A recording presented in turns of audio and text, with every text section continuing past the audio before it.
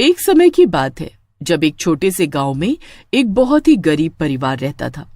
उस परिवार में रामशरण, उसकी पत्नी सुजाता और उनका 8 साल का बेटा रोहित रहते थे। एक दिन रोहित बड़े ही मजे से अपने माँ बाबा के साथ बाजार में घूम रहा था। तभी उसे एक दुकान पर ढेर सारे पटाखे दिखाई दिए। रोहित अपने बाबूजी से पटाखों की जिद करने लगा। बाबूजी, मुझे भी पटाखे चाहिए। अरे बेटा, मेरे पास इतने पैसे नहीं हैं।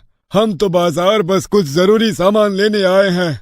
जब कुछ दिलाना नहीं था तो लेकर ही क्यों आए? मुझे वापस ले चलो अभी के अभी।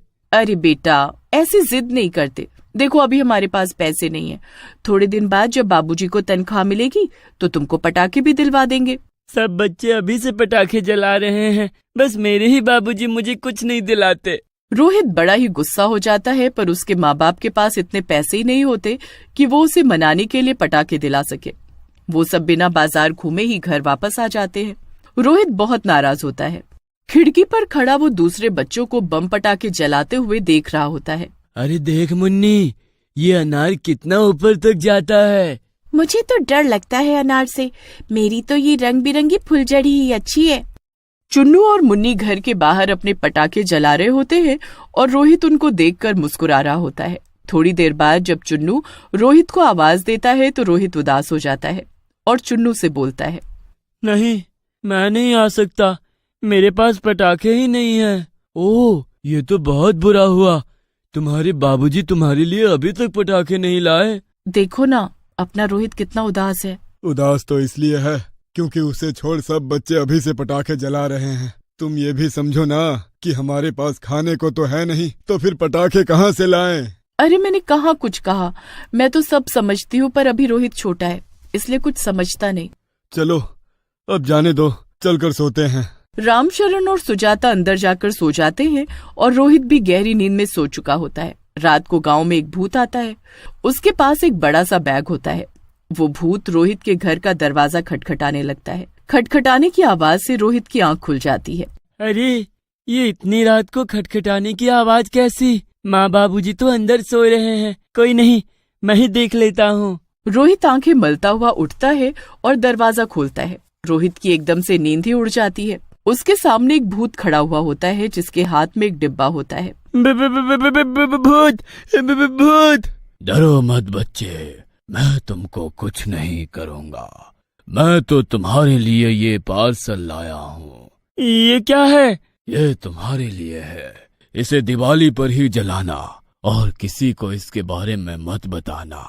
इतना कहकर वो भूतिया डिलीवरी बॉय वहाँ से चला जाता है। उसके बाद रोहित बड़ा खुश होकर अपने बिस्तर पर आकर बैठ जाता है और पार्सल को खोलने लगता है। जब वो उस डब्बे को खोलता है तो उसमें ढेर सारे पटाखे होते हैं। रोहित तो ये देखकर खुशी से पागल हो जाता है। अरे वाह, इतने सारे पटाखे! मेरे तो मजे ही आ गए। मैं अब इनको पलंग के नीचे जल्दी से छुपा देता हूँ और इनको कल जलाऊंगा और माँ बाबूजी को इनके बारे में कुछ नहीं बताऊंगा। रोहित इतना खुश होता है कि उसकी खुशी का कोई ठिकाना ही नहीं होता। जब अगले दिन वो उठा तो सबसे पहले उठकर उसने पटाखों को चेक किया कि वो अपनी जगह पर है कि नहीं। जब वो देख लेता है कि उसके पटाखे अभी भी वही हैं, तो उसे यकीन होता है कि कल रात जो हुआ वो सच था, कोई सपना नहीं था। उसे देखकर उसके माँ बाबूजी भी हैरान होते हैं। अरे रोहित, आज तो तुम बहुत खुश हो। हाँ माँ, आज मैं बहुत खुश हूँ। तो अपनी खुशी का राज हमको भी बताओ। वो कल रात मुझे बहुत अच्छा सपना आया था। मैं बस इसीलिए खुश हूँ। अजीब बात है, बस सपने से तुम इतना खुश हो। खैर, चलो अब जल्दी से स्कूल के लिए तैयार हो जाओ और नाश्ता कर लो। हाँ, ठीक है, मैं अभी फटाफट तैयार हो जाता हूँ। उसके बाद रोहित स्कूल चला जाता है और उसके जाने के बाद जब सुजाता घर में झाड़ू लगा रही होती है तो उसे पलंग के नीचे पटाखों का डब्बा मिलता है। अरे, ये डिब्बा कैसा? सुजाता उसे खोलकर देखती है तो उसमें ढेर सारे पटाखे होते हैं, जिनको देख वो एकदम हैरान ही रह जाती है और जल्दी से अपने पति को आवाज देकर बुलाती है। अजी सुनते हो? कहाँ हो? जल्दी इधर आओ। सुजाता की आवाज सुनकर रामशरण फटाफट वहाँ आता है। क्या हुआ? क्यों ऐसे चीख रही हो? ये देखो तो जरा, ये कहाँ से आए?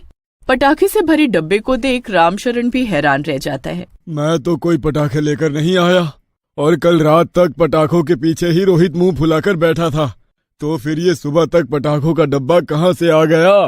आने दो इस रोहित को, इसी को दिन में जैसे ही रोहित स्कूल से आता है तो उसकी माँ उस पर बरस पड़ती है और पटाखों के बारे में पूछने लगती है। तेरे पास पटाखे कहाँ से आ गए ये बता, हमने तो तुझे कल कोई पटाखे नहीं दिलाए थे, तो रातों रात कौन तुझे पटाखे दे गया। अब रोहित उसी भूतिया डिलीवरी बॉय के बारे में सोचने लगता है जो उसे पटाखे देकर गया था, पर उसको उस भूत की वो बात याद आ जाती है कि किसी को उसके बारे में नहीं बताना। सुजाता पटाखों का डब्बा घर के बाहर रखती है और उसमें आग लगाने लगती है कि तभी रोहित बोल पड़ता है। अच्छा माँ, मैं सब बताता हूँ, पर आप ये बात किसी को मत बताना। ठीक है, जल्दी बोल। कल आधी रात में पटाखे सप्लाई करने वाला भूतिया डिलीवरी बॉय आया था। आधी रात में वो दरवाजा पीट रहा था। आप और बाबूजी गहरी नींद में थे, इसलिए मैंने ही जाकर दरवाजा खोल दिए और सामने वो भूत ये डब्बा लेकर खड़ा था। उसने मुझसे कुछ भी नहीं कहा और बस ये डब्बा देकर चला गया। सुजाता को तो रोहित की बातों पर यकीन ही नहीं हो रहा होता और उसे लगता है कि रोहित वो पटाखे कहीं से चुरा कर लाया है। रात को उसके बाबूजी से भी डांट पड़ती है। रोहित वहाँ से चला जाता है। इस भूत की वजह से मैं कितना फंस गया। अगर ये दूसरे बच्चों को भी पटाखों के पार्सल दे रहा है तो ये आज रात भी जरूर आएगा। बस फिर रोहित रात को जागकर खिड़की के बाहर झांकने लगता है। आदित्य और सुजाता राजू के घर जाते हैं और उसके माँ बाबूजी को बुलाकर सारी बात बताते हैं। यह तुम क्या बोल रहे हो? भूत पटाखे, मुझे तो कुछ समझ में नहीं आ रहा। राजू, अपने माँ बाबूजी को उस भूत के बारे में सच सच बताओ जो रात को तुमको पटाखों का डब्बा देकर गया है। राजू ये सुनकर डर जाता है, पर काफी पूछने पर वो सब सच सच बता देता है। अब राजू और रोहित के माता पिता एक एक करके सबके घरों में जाकर बच्चों से उस भूत के बारे में पूछते हैं तो पता चलता है कि वो पटाखा सप्लाई करने वाला भूतिया डिलीवरी बॉय सभी के घरों में सभी बच्चों को पटाखों की सप्लाई करके गया है। पूरे गांव में उस भूत का हाहाकार मच जाता है। गांव के बीचों बीच सभी पटाखों के डिब्बों को रखा जाता है। उसके बाद उसी गांव के पंडित को भूत पकड़ने के लिए बुलाया जाता है। देखो बच्चों, मेरे बस का भूत पकड़ना नहीं है, पर ये बात साफ है कि इन डब्बों में बच्चों के लिए पटाखे नहीं बल्कि उनकी मौत है। वो भूत बच्चों को शिकार बना रहा है। क्या? आपको कैसे पता? हर डब्बे पर ये जो लाल निशान है वो खून का निशान है, और जहाँ ऐसा हो वहाँ बहुत ही गड़बड़ होती है।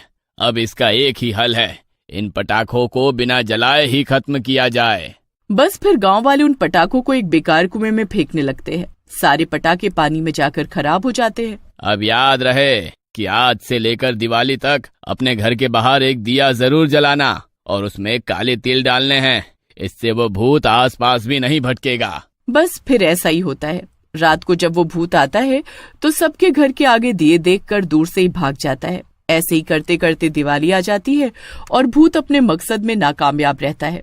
और दिवाली वाले दिन गांव के पवित्र दियों की रोशनी और महापूजा से उसका अंत हो जाता है।